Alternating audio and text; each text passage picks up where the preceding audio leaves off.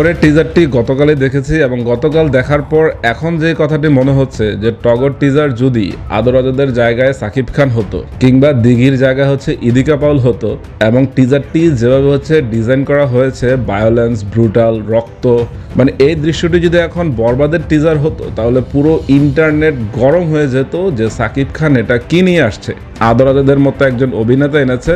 তো সেটা নিয়ে কিন্তু অত শোরগোল হয়নি যতটা হওয়া উচিত ছিল। কিন্তু আমি বলতে চাই টগর টিজারটি আমার কাছে জাস্ট দারুণ লেগেছে, জাস্ট দারুণ, ফায়ার। টিজারটি যদি আপনারা জাস্ট একবার দেখে থাকেন তাহলে জানবেন যে কি পরিমাণ ব্রুটাল কিছু দৃশ্য রাখা হয়েছে টিজারে। বাংলা সিনেমা এরকম ব্রুটাল আসলেই পাওয়া যায় না, ভায়োলেন্সে ভরপুর। এবং টিজারটিতে আদরাজাদ কিংবা দিঘির এক্সপ্রেশন ছিল দারুণ। আদরাজাদের যদিও সিনেমা আমার খুব বেশি দেখা হয়নি, কিন্তু আজকের এই টগর টিজার আমি বলবো তাকে দারুণ লাগছে। এবং বাংলা সিনেমা যে এগিয়ে যাচ্ছে, আমি সবসময় একটা কথা বলি যে সাকিব খান ঠিক আছে বাংলা সিনেমার একটা দিকপাল বা এখনকার সময়ের কিং, কিন্তু সে ছাড়াও যারা বাংলা সিনেমা এগিয়ে নিয়ে যাওয়ার চেষ্টা করছে তাদের মধ্যে অবশ্যই আদরাজাদকে রাখতে হবে। এবং টগরের ডিরেক্টর অলক হাসানকে আমি জাস্ট হচ্ছে স্যালুট জানাচ্ছি যে এরকম ব্রুটালে ভরপুর, ভায়োলেন্সে ভরপুর একটি টিজার বা একটি সিনেমা আমাদের উপহার দেওয়ার জন্য। বরবাদে আমরা যেরকম জানি যে সাকিব খানের ভায়োলেন্স বা ব্রুটাল একটি সিনেমা হবে, কিন্তু তার আগেই আরও একটি বাংলা সিনেমা এরকম ভায়োলেন্স নিয়ে আসছে কিংবা এরকম ব্রুটাল কিছু দৃশ্য নিয়ে আসছে।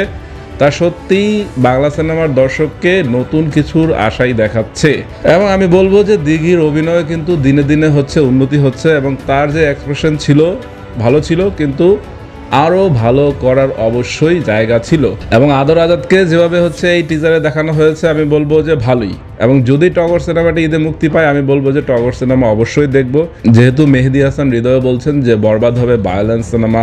এখন এই টগরের টিজার যদি বরবাদ টিম দেখে থাকে তো তাহলে তাদের উচিত হবে টগরকে অবশ্যই টেক্কা দেওয়া। টগরের ছোট একটি টিজারে যে পরিমাণ ভায়োলেন্স, ব্রুটাল কিছু দৃশ্য দেখিয়েছে, তো বরবাদের অবশ্যই কাজ হবে সেটাকে টপকে যাওয়া।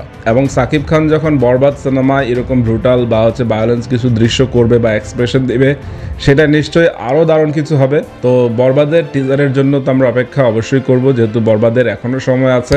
আপাতত এটুকুই বলতে চাই যে টগরের পুরো টিমের জন্য আমার পক্ষ থেকে শুভেচ্ছা থাকবে। ওকে, মিষ্টি কথা অনেক বলেছি, এবার কিছু তিতা কথা বলা যাক। তো সেটা হচ্ছে যে টগরের এই টিজারে মিউজিকের দিকে আরও মনোযোগ দিতে হবে, কারণ হচ্ছে টিজারে যে মিউজিকটি ব্যবহার করেছে সেটা কিন্তু পুরোপুরি গুজবাম দিচ্ছে না।